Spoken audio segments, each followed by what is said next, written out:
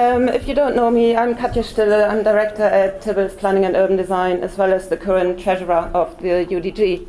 And I welcome you back after the coffee break to hopefully another really interesting session.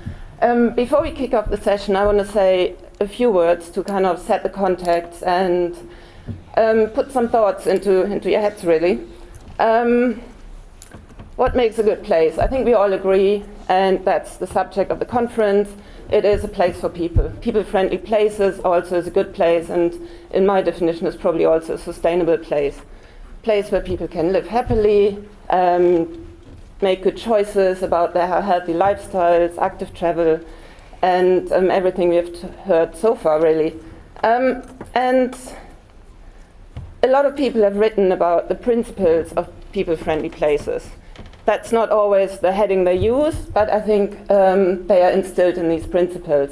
So Francis Tibbalds, some 26 years ago, wrote his 10 chapters, 10 principles of what makes a people-friendly place. More recently, I think it was last year, the RIBA developed 10 characteristics of places where people want to live. So there are similarities between them. And as recent as, I think, last month or 2 months ago, the TCPA published their Healthy Homes Act. Again, it is 10 requirements for new homes, which, again, for me, translates also to people-friendly places. Because if we get all the structures right, the spaces, the streets, it is still about the homes and the buildings. They need to enable people to live a positive lifestyle. And I think you might have seen the news the other day about 8 billion people live in unsuitable homes in this country. That is definitely not people-friendly as far as I'm concerned.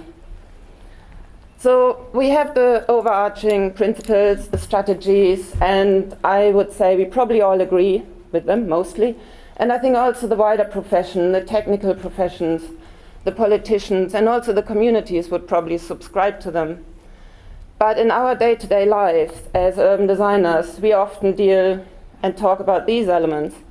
And they are all absolutely essential to make a place work. But they all also have the power to either undermine people-friendliness if they're not used in the right way, or really support people-friendly places. We have talked about the trees. We know about the conflicts between trees, streets, street lighting, all those elements.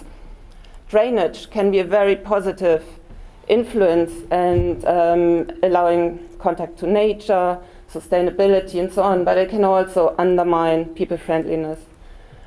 Waste management, again, it can be a positive, it can be integrated so it's seamless and practical, but it can also undermine people-friendly places. So these are the elements we deal with, and as an urban designer we have to keep the overarching principles in mind and make sure that none of these elements, which we all need to put together in a positive way, don't undermine the people-friendly place desire. It's not only that, it's also process and legislation and directives and policies. All those influence the places we create. And all those can undermine the quality of the places we create, but they can also support it. It is starting at the national level. I think, and we heard Andy yesterday, we need kind of, from the national level, support for people-friendly places and good design places. But we also, and some of the speakers will talk about it, need to get the strategic planning right. If we locate places in new developments in unsustainable locations, we can only do as much as possible and color in the red line, but they will never be truly sustainable places. But it goes all the way down to construction, operation and maintenance, and we had some questions about maintenance already. So people who let contracts might not actually think that they have an impact on the people-friendliness of a place, of the quality of a place. But they do. If they let a contract with a certain kind of waste collection company with certain criteria within it, that can undermine the quality of a place.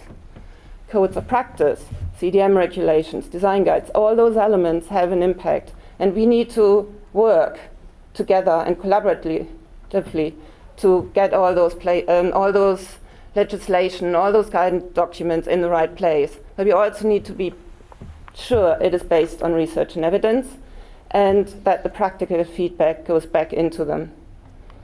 And they're great examples. We've heard about the ladder of quality already. Again, also the NHS publication, Putting Health into Place, has been mentioned already.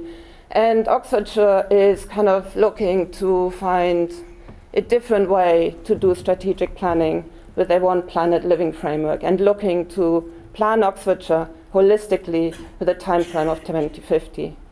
So all those elements need to come together, and we need to keep learning. We can't develop and build people-friendly places without collaboration.